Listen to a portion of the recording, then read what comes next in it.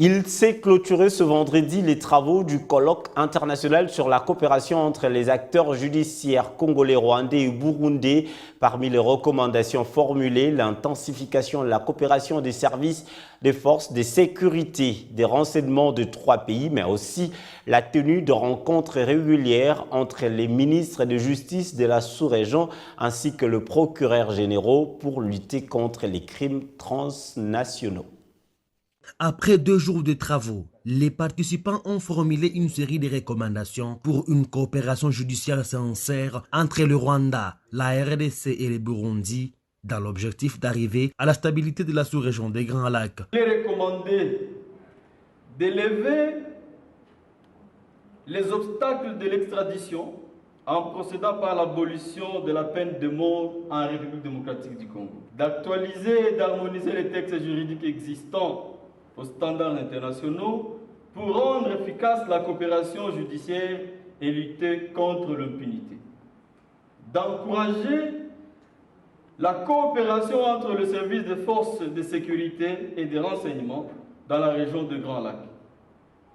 encourager des rencontres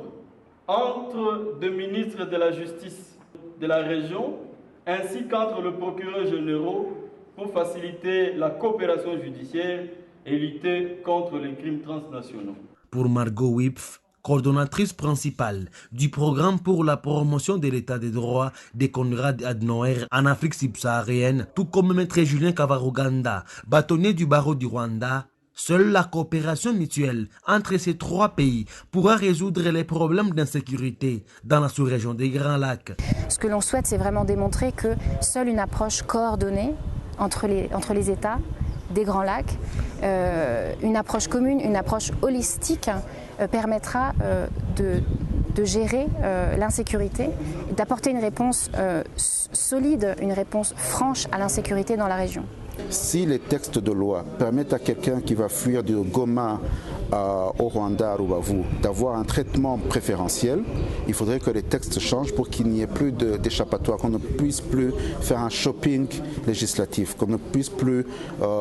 s'évader au moment où on est en violation de la loi. Soulignons que ce colloque a été organisé par l'Association des barreaux des Grands Lacs en collaboration avec Konrad Adenauer.